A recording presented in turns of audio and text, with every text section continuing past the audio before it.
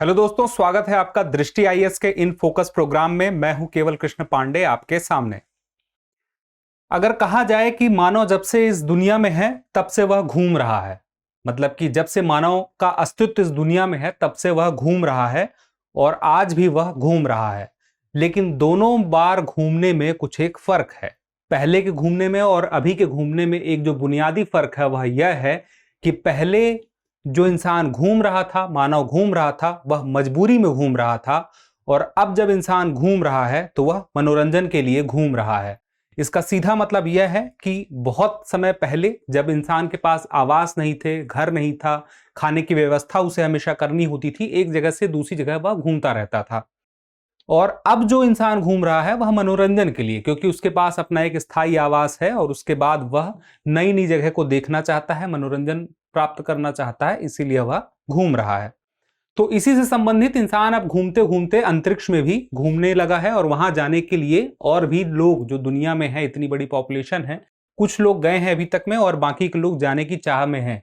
और यह इंसान की चाहत अंतरिक्ष को लेकर के अभी से नहीं है, बहुत पहले से है, जब से वह तारों को देख रहा है। आज जो खबर है जिस पर हमें फोकस करना है वह यह है कि क्या बढ़ता अंतरिक्ष पर्यटन जलवायु के लिए जोखिम पैदा कर रहा है या शायद नहीं भी कर रहा हो, इसे हमें समझना पड़ेगा। और अगर कर रहा है तो फिर उसके लिए क्या उपाय हो सकते हैं। तो जो खबर आई है वह यह है कि is growing space tourism posing risk to the climate, यानी कि जो स्पेस टूरिज्म जो बढ़ रहा है, ग्रोथ कर रहा है, क्या इससे क्लाइमेट को यानी जलवायु को नुकसान हो सकता है। तो आइए देखते हैं आज हम क्या क्या चीजें देखने वाले हैं। सबसे पहले तो हम जानेंगे कि अंतरिक्ष पर्यटन क्या है और अंतरिक्ष पर्यटन के संबंधित जो भी प्रमुख बातें हैं उन्हें समझेंगे। साथ में जो लाभ एवं चुनौती है, किससे संबंधित, अंतरिक्ष पर्यटन से संबंधित लाभ एवं चुनौती है, उन्हें जानेंगे। और चुनौतियों को और लाभ को जानने के बाद हम जानेंगे कि संबंधित अध्ययन जो अभी हाल ही में प्रकाशित हुआ है उस अध्ययन में क्या बात सामने आई है, क्या लाभ और क्या चुनौती जो हम अभी तक समझे थे उससे इतर कौन सी बात है या वही बातें हैं जो हमने पहले से अंदाजा लगाया है। उसके बाद अंतरिक्ष पर्यटन और जलवायु परिवर्तन, इन दोनों के बीच में आखिर संबंध क्या है और क्या प्रभाव हो सकता है उसे समझने का प्रयास करते हुए हम जानेंगे मॉन्ट्रियल प्रोटोकॉल को, क्योंकि इस रिपोर्ट का संबंध जो इशारा है वह मॉन्ट्रियल प्रोटोकॉल तक भी जा रहा है। उसके बाद आगे की राह इस खबर से संबंधित क्या हो सकती है, साथ में हम यह जानने का प्रयास करेंगे कि इससे बनने वाले प्रश्न किस प्रकार के हो सकते हैं और उसका उत्तर क्या होगा। तो शुरू करते हैं। स्पेस टूरिज्म, यानी कि इसको हम क्या कह सकते हैं, अंतरिक्ष पर्यटन। अंतरिक्ष पर्यटन को समझने के लिए हम पर्यटन को समझ लेते हैं तो और चीजें आसान हो जाएंगी। पर्यटन का सीधा मतलब क्या है, सामान्य वातावरण से बाहर के स्थल पर जाना। मतलब आज की डेट में इंसान अपने एक सामान्य वातावरण में रहता है जहां उसे कार्य करना है, जहां पे उसे हर दिन अपना बिताना होता है। तो उससे कुछ समय के लिए उसे एक ब्रेक चाहिए होता है, उसके लिए वह छुट्टी लेता है या किसी तरह से वह समय निकालता है और समय निकालकर वह सामान्य वातावरण से बाहर के स्थान पर, जैसे कोई दिल्ली में है तो वह पहाड़ों की ओर जा रहा है, कोई चाहता है कि वह कहां जाए, गोवा जाए, कोई अंडमान जाए, उस प्रकार कहीं ना कहीं सामान्य वातावरण से बाहर। और उसमें एक चीज और होनी चाहिए कि आराम पूर्ण गतिविधि हो, मतलब वह काम भी अगर कोई कर रहा है, यानी कि अगर वह पहाड़ भी चढ़ रहा है और अगर वह घूमने के लिहाज से पहाड़ चढ़ रहा है तो वह उसके लिए काम नहीं होना चाहिए। तो यह किसमें आ जाएगी, आराम पूर्ण गतिविधि। मतलब कहीं घूमने गया है तो अच्छा स्टे हो, अच्छा भोजन हो, कोई काम ना करना पड़े, तभी तो वह मनोरंजन कहलाएगा। और वह मुख्य उद्देश्य मनोरंजन भी है। साथ ही कुछ जिज्ञासाएं भी होती हैं, जब नए नए जगह पे लोग जाते हैं, घूमते हैं, तो उनकी कुछ जिज्ञासाएं होती हैं, कुछ जानना भी होता है, वहां जाके वो देखना भी चाहते हैं। तो अंतरिक्ष की बात करें तो अंतरिक्ष से भी संबंधित लोगों के मन में यह धारणा है कि अब वह सामान्य वातावरण से आगे बढ़ते हुए ना सिर्फ पहाड़ तक, ना सिर्फ समुद्र के किनारे तक, बल्कि अंतरिक्ष तक जाना चाहते हैं। साथ में आरामपूर्ण गतिविधि, मतलब जाने में कोई समस्या ना हो, कोई जोखिम ना हो, वह भी देखना चाहते हैं। साथ में वहां जाने पर मनोरंजन किस प्रकार का हो सकता है? अंतरिक्ष में अगर कोई घूमने जाएगा तो उसे दो चीजें जरूर देखनी होंगी। पहले तो वह चाहेगा कि वहां पहुंचे तो वहां से पृथ्वी कैसी दिखती है वह देखे, कितनी सुंदर लगती है। फोटो में तो देखा है, लेकिन आंखों से देखने की तो बात अलग होती है। दूसरी बात कि वह जीरो ग्रेविटी को महसूस करना चाहता है। जब वह जीरो ग्रेविटी में रहेगा तो उसके पैर सतह पर नहीं टिकेंगे, वह हवा में रहेगा। इस बात को वह महसूस करना चाहता है। यह भी अपने आप में एक बहुत बड़ा मनोरंजन है। साथ ही अब बात आती है पर्यटन जो है, पर्यटन के लिए स्पेशली स्पेस पर्यटन की जो बात हम कर रहे हैं, उसमें कार्मेन लाइन को पार करना होगा, तभी वह कहलाएगा क्या? Space tourism. अब कार्मेन लाइन क्या है? कार्मेन लाइन का सीधा मतलब यह है पृथ्वी की सतह से 100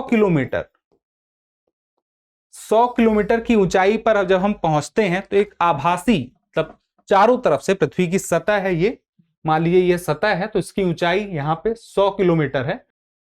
आभासी एक ऐसे वृत्त बना लीजिए, सर्कल बना लीजिए। तो यह जो आभासी रेखा है जो गोल गोल है, ऐसे सर्कल बन गया, तो यह जो है यह क्या है? कार्मेन लाइन है, मतलब आभासी है, वास्तविक में ऐसी है नहीं। इसकी सीमा बनाई गई है कितनी कि 100 किलोमीटर है। इस 100 किलोमीटर को जैसे ही पार करेंगे तो क्या माना जाएगा कि आप अंतरिक्ष में पहुंच चुके हैं। तो जो स्पेस टूरिज्म है वह अंतरिक्ष में घुमाने के लिए कम से कम 100 किलोमीटर की दूरी तो तय करनी पड़ेगी। ठीक है, अब इसके लिए कौन सी कंपनियां भी लगी हुई हैं? Virgin galactic, space x and blue origin, और भी बहुत सारी कंपनियां हैं।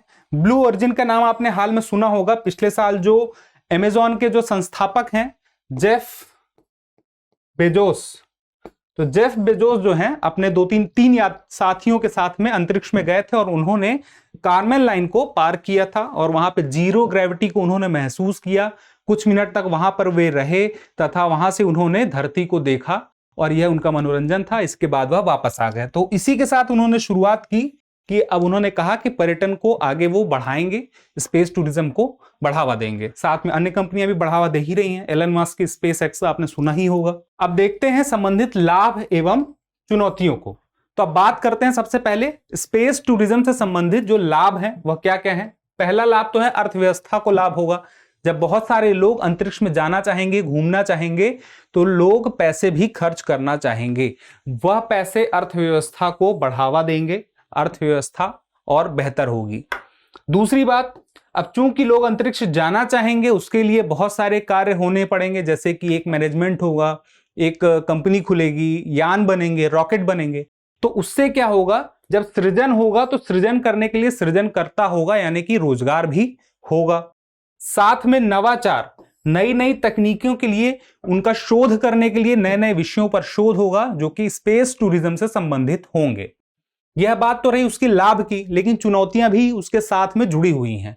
जैसे कि एक बड़ी चुनौती है कि अंतरिक्ष में घूमना और आसपास सतह पर यानी कि जमीन पर घूमना, दोनों में जमीन आसमान का फर्क तो है ही, जैसे कहा जाता है। और एक बड़ा फर्क है पैसे का। अंतरिक्ष में जाना बहुत खर्चीला है। कैसे? जो यान बनाना है उस यान में बनाने में ठीक ठाक पैसे खर्च होंगे, उसके ईंधन के लिए ठीक ठाक पैसे खर्च होंगे, उसकी व्यवस्था को बनाए रखने के लिए ठीक ठाक पैसे खर्च होंगे। तो इस जो खर्चीला है उसके बारे में लोग यह कहते हैं कि इतना पैसा जो अमीर लोग दुनिया के खर्च कर रहे हैं स्पेस टूरिज्म के लिए, वहां घूमने के लिए, सीधी सी बात है अभी अंतरिक्ष की सैर कौन कर पाएंगे? वही लोग जिनके पास ठीक ठाक पैसे होंगे। तो लोग जो आम लोग हैं, बुद्धिजीवी वर्ग हैं, उनका यह भी कहना है कि वह जो पैसे स्पेस टूरिज्म में खर्च होंगे उसे मानव कल्याण के लिए खर्च किया जाना चाहिए तो ज्यादा बेहतर होता। साथ ही ज्ञान एवं कौशल की भी चुनौती होगी। पर्याप्त ज्ञान होना, पर्याप्त कौशल निर्माण करना अंतरिक्ष पर्यटन के लिए बहुत ही जरूरी होगा। इसके साथ ही उपनिवेशवाद को भी बढ़ावा मिलेगा, यानी कि अभी तक यह माना जाता है यानी कि क्लियर बात ही है, मतलब कि जो अंतरिक्ष है, धरती के बाहर जो अंतरिक्ष है, वहां पर किसी भी देश ने अभी तक अपना हक नहीं जमाया है। सीधा का मतलब यह है कि वहां पर किसी भी देश की कोई सीमा नहीं है, ना तो किसी भी देश का कोई हक है। लेकिन जिस देश के पास जितनी ज्यादा तकनीकी आएगी, जितना ज्यादा वह उसकी स्पेस टेक्नोलॉजी बेहतर होगी, उतना ज्यादा वह कोशिश करेगा कि अंतरिक्ष में अपना दबाव बनाए, अपना वर्चस्व बनाए, जिससे उपनिवेशवाद की स्थिति उत्पन्न होगी। अब लाभ और चुनौतियों के बाद जो कि संबंधित जो रिपोर्ट है, उस रिपोर्ट में क्या क्या बातें कही गई हैं। रिपोर्ट में यह कहा गया है कि अंतरिक्ष पर्यटन का प्रदूषण में योगदान है।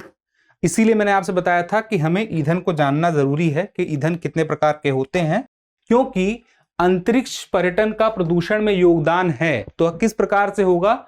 जो ईंधन है, ईंधन एक मुख्य वजह होगी उसकी। यानी कि अगर आप मोटरसाइकिल चला रहे हैं, स्कूटी चला रहे हैं या कार चला रहे हैं या कोई भी ऐसा साधन चला रहे हैं जिसमें ईंधन का दहन होता है, तो उससे पर्यावरण प्रदूषण होता है। तो अंतरिक्ष पर्यटन में भी जो यान चल रहा है, जो रॉकेट लॉन्च हो रहा है, तो रॉकेट लॉन्च करने के लिए जो ईंधन का दहन होता है, उससे भी पर्यावरण प्रदूषण का खतरा बना हुआ है। इस रिपोर्ट में यह बात कही गई है। दूसरी बात कि हवाई जहाज और मोटर वाहन से भी कई गुना ज्यादा कार्बन उत्सर्जन होता है। कहा जा रहा है कि 100 गुना ज्यादा कार्बन उत्सर्जन होता है। किसकी तुलना में? हवाई जहाज की तुलना में। और मोटर वाहन से भी कई गुना ज्यादा कार्बन उत्सर्जन होता है। तीसरी बात, वैश्विक तापमान में वृद्धि होती है। वैश्विक तापमान में वृद्धि होती है, किस प्रकार से होगी? ईंधन के दहन से ग्रीन हाउस गैसों का उत्सर्जन होगा, और जब ग्रीन हाउस गैसों का उत्सर्जन होगा तो सीधी सी बात है, क्या होगा? वैश्विक तापमान में वृद्धि होगी। वैश्विक तापमान में वृद्धि होगी तो क्या होगा? जलवायु परिवर्तन होगा, और जलवायु परिवर्तन होने के साथ ही ओजोन परत पर दुष्प्रभाव भी पड़ेगा। ओजोन परत का जब क्षरण होगा तो ओजोन परत के क्षरण से क्या होगा? जो यूवी रेज हैं, यानी कि जिसे हम क्या कहते हैं, पराबैंगनी किरणें, जो पराबैंगनी किरणें हैं, उसकी वजह से लोगों पर प्रभाव पड़ेगा, जानवरों पर प्रभाव पड़ेगा, जीवों पर प्रभाव पड़ेगा और उसका नुकसान होगा। अब बात आती है कि यह जो ओजोन परत है वह कहां पे है, वह भी देख लेते हैं। तो जो ओजोन परत का एक मुख्य लगभग 90% जो ओजोन परत है वह समताप मंडल पर है। नीचे से ऊपर के क्रम में अगर हम आएंगे तो सबसे ऊपर कौन सा मंडल है? बहिर्मंडल है। और सबसे नीचे वायुमंडल कौन सा है? क्षोभ मंडल है। और दूसरे नंबर पर समताप मंडल है, और समताप मंडल में ही सबसे ज्यादा ओजोन पाई जाती है। तो इस ओजोन के परत का क्षरण किस वजह से हो सकता है? अंतरिक्ष पर्यटन की वजह से हो सकता है। अब यहां पर बात आई है जलवायु परिवर्तन की। तो जलवायु परिवर्तन अगर हो रहा है तो आखिर उससे क्या प्रभाव पड़ेगा? अब यहां पे देखिए, मैंने आपसे क्या बताया था कि वैश्विक तापमान में वृद्धि होगी। क्यों होगी? ग्रीन हाउस गैसों के उत्सर्जन से। जब तापमान में वृद्धि हुई ग्रीन हाउस गैसों के उत्सर्जन से, तो जलवायु परिवर्तन हुआ। ये सारा लिंक बना हुआ है। तो अब जान लेते हैं ग्रीन हाउस गैसें मतलब जैसे कि CO2 हो गया, या तो नाइट्रोजन ऑक्साइड हो गया,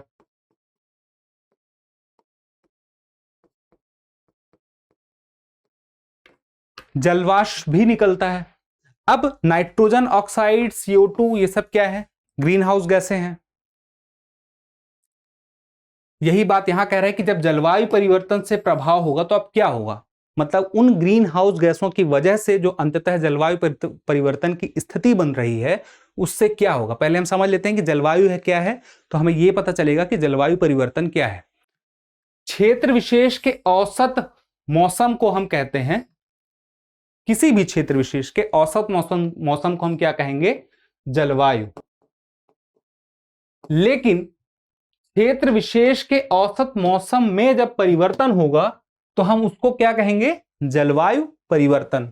बात याद रखिएगा, औसत मौसम की हो रही है। जब औसत मौसम में परिवर्तन हुआ तो उसे हम क्या कहते हैं? जलवायु परिवर्तन। तो जलवायु परिवर्तन होने से क्या होगा? वर्षा का वितरण जो है वह चेंज होगा। जहां कहीं बारिश हो रही तो फिर कहीं ज्यादा ही बारिश होगी, तो कहीं पे अल्पवृष्टि यानी कि कम बारिश होगी। साथ ही समुद्री जल स्तर में वृद्धि होगी। क्यों होगी? जो ग्लेशियर वगैरह पिघलेंगे तो उसकी वजह से जल स्तर में वृद्धि होगी। कृषि पर भी दुष्प्रभाव पड़ेगा। बहुत सारे जो कृषि उत्पाद हैं उनका उत्पादन कम होने लगेगा। साथ ही जो जैव विविधता है, जैव विविधता जो है, पारिस्थितिक असंतुलन का खतरा जब बनेगा तो उससे जैव विविधता भी प्रभावित होगी। कैसे? क्योंकि जीवों को अनुकूलन करने में समय लगता है, लेकिन जब जलवायु परिवर्तन होगा और उससे पारिस्थितिक असंतुलन बनेगा तो उन्हें अनुकूलन करने में जीवों को समस्या होगी। तो जीव जंतुओं का अनुकूलन करने में समस्या होगी तो यह खतरा बना रहेगा कि वे यानी कि वे प्रजातियां नष्ट हो सकती हैं। ठीक है, अब बात आती है ओजोन क्षरण की, तो उसको भी जान लेते हैं कि ओजोन क्षरण जब होगा, ओजोन क्षरण क्यों होगा? ओजोन क्षरण इसलिए होगा, जैसे नाइट्रोजन ऑक्साइड है उसकी वजह से होगा, जैसे क्लोरोफ्लोरोकार्बन CFC, इसका जो क्लोरीन है प्लस जलवाष्प, इनके मिलने से भी ओजोन का क्षरण होगा। और ओजोन का क्षरण होने से क्या होगा, आपको मैंने बताया था, जो यूवी रेज है, यूवी रेज जो है वह कहां पहुंच सकेंगी? धरती पर आ सकेंगी, और यूवी रेज के आने से त्वचा कैंसर की संभावना रहेगी। मनुष्यों और पशुओं की डीएनए संरचना में बदलाव तथा मनुष्यों की प्रतिरोध क्षमता यानी कि इम्यूनिटी में कमी होगी। मोतियाबिंद और आंखों की बीमारी तथा संक्रामक रोगों में वृद्धि होगी। श्वास रोग, हृदय रोग, ब्रोंकाइटिस और अस्थमा पीड़ितों के लिए बेहद ही खतरनाक परिस्थिति बनेगी। पेड़ पौधों के प्रकाश संश्लेषण की क्रिया पर नकारात्मक असर पड़ेगा। साथ ही सूक्ष्म जलीय पौधों के विकास की गति धीमी होने से स्थलीय खाद्य श्रृंखला भी प्रभावित होगी। और अंतिम और मुख्य बात, मक्का, चावल, गेहूं, मटर आदि फसलों के उत्पादन में कमी आएगी। तो ये जो प्रभाव हैं बहुत दूरगामी प्रभाव हैं और बहुत कम समय में भी ये प्रभाव दिखने लग जाएंगे। तो अब चूंकि खतरा बहुत ज्यादा है तो क्या किया जाए, यह भी तो देखना होगा। क्या पर्यटन को, स्पेस टूरिज्म को रोक दिया जाए? तो पहले हम चीजें कुछ उदाहरण से और समझ लेते हैं कि खतरा भी और कितना बड़ा है, तब हम आगे समझेंगे कि क्या करना चाहिए। लंदन से न्यूयॉर्क की हवाई यात्रा 1.24 मीट्रिक टन का कार्बन डाइऑक्साइड उत्सर्जित करती है। कहां से बात हो रही? जब हम लंदन से न्यूयॉर्क जाते हैं हवाई जहाज से तो 1.24 मीट्रिक टन कार्बन डाइऑक्साइड उत्सर्जित हो रहा है। यानी 1.5 घंटे की उड़ान, लगभग 1.5 घंटे लगेंगे इस उड़ान में। इस 1.5 घंटे की उड़ान में प्रदूषण कितना हो रहा है? जितना एक जो कार है औसत 4800 किलोमीटर जब चलती है और जितना प्रदूषण वह करती है, लगभग उतना प्रदूषण इस 1.5 घंटे की उड़ान में हो गया हवाई जहाज से। लेकिन जब हम बात करते हैं रॉकेट लॉन्च होगा, स्पेस टूरिज्म जब बढ़ने लगेगा तो इससे जो प्रदूषण होगा वह प्रदूषण हवाई जहाज से भी कई गुना ज्यादा होगा। इसका मतलब खतरा बढ़ जाएगा। अब चूंकि इस रिपोर्ट में एक बात और कही है, वह कही गई है कि मॉन्ट्रियल प्रोटोकॉल इससे प्रभावित हो रहा है स्पेस टूरिज्म के बढ़ने से। तो क्या है मॉन्ट्रियल प्रोटोकॉल, इसको समझ लेते हैं। ओजोन परत को नुकसान पहुंचाने वाले विभिन्न पदार्थों के उत्पादन तथा उपभोग पर नियंत्रण का उद्देश्य रखता है। क्या? Montreal protocol. विश्व के कई देशों ने 16 दिसंबर 1987, ये याद रखिएगा, को मॉन्ट्रियल प्रोटोकॉल पर हस्ताक्षर किए थे। विश्व का सबसे सफल प्रोटोकॉल माना जाता है। अंतिम और मुख्य बात यह याद रखिएगा कि इस प्रोटोकॉल पर विश्व के 197 पक्षकारों ने हस्ताक्षर किए हैं। यानी कि पक्षकारों का मतलब क्या है? 197 देशों ने हस्ताक्षर किए हैं। तो यह जो मॉन्ट्रियल प्रोटोकॉल के बारे में रिपोर्ट में कहा गया है, तो यही कहा गया है कि जो विभिन्न पदार्थों के उत्पादन तथा उपभोग पर नियंत्रण का उद्देश्य है। अब चूंकि स्पेस टूरिज्म को जब बढ़ावा मिलेगा तो ऐसे पदार्थों का उत्पादन होगा जिससे ओजोन परत को नुकसान पहुंच सकता है। इसलिए स्पेस टूरिज्म को बढ़ने से मॉन्ट्रियल प्रोटोकॉल जो है उसमें प्रभाव पड़ेगा। अब आगे की राह समझ लेते हैं क्या हो सकता है। जो दहन दक्षता है इंजन की, स्पेस टूरिज्म के लिए जो इंजन का हम इस्तेमाल करेंगे, तो दहन दक्षता यानी कि उसको हम इंग्लिश में क्या कह सकते हैं, बर्निंग इफिशियंसी, वह बेहतर होनी चाहिए। खर्च जो है सीमित होना चाहिए। मतलब अगर एक व्यक्ति के लिए अगर 2.5 से 3 लाख US$ का खर्चा अगर अभी हो रहा है, तो यह खर्चा 40 से 50 हजार डॉलर करने का अभी लक्ष्य रखा गया है और कोशिश की जाएगी कि इससे भी सस्ता यह हो सके। साथ में नवाचार ऐसा हो सके, मतलब कुछ नए इंजन, नए ईंधन और नई प्रणाली को विकसित किया जा सके जिससे कि जो समस्याएं हमें दिख रही हैं उनसे छुटकारा पाया जा सके। साथ ही रुकने से बेहतर है आगे बढ़ते जाना। इसका सीधा मतलब यह हुआ कि जैसे भारत जैसा देश है जहां पर एक तरफ पैसेंजर ट्रेन चल रही है और दूसरी तरफ बुलेट ट्रेन चलाने की तैयारी हो रही है। इसका मतलब यह हुआ कि हमें एक पक्ष तक सीमित नहीं रहना है, हमें हर पक्ष पर बराबर पकड़ बनाए रखनी है और हर पक्ष में अपने आप को विकसित करना है। इसलिए जरूरी हो जाता है कि स्पेस टूरिज्म में भारत भी अपने आप को एक बेहतर स्थिति में लेकर आए, जिससे भारत का एक वर्चस्व इस क्षेत्र में भी उभर कर देखने को लोगों को मिले। अब देखते हैं इससे संबंधित अभ्यास प्रश्न। निम्नलिखित प्रश्न पर विचार करें। ओजोन परत सर्वाधिक मात्रा में समताप मंडल में मौजूद है। दूसरा कथन है अंतरिक्ष पर्यटन के लिए प्रणोदक दहन से हवाई जहाज की तुलना में कम कार्बन उत्सर्जन होता है। आपको बताना है कि उपरोक्त में से कौन सा कथन सही है या कौन से कथन सही हैं। आपके ऑप्शन है केवल एक, ऑप्शन बी केवल दो, ऑप्शन सी एक और दो दोनों, और ऑप्शन डी ना तो एक और ना ही दो। तो इसका उत्तर आप हमें कमेंट बॉक्स में जरूर बताइएगा। जल्द ही मिलते हैं अगले वीडियो में किसी नए टॉपिक के साथ। तब तक के लिए पढ़ते रहिए, स्वस्थ रहिए और मस्त रहिए।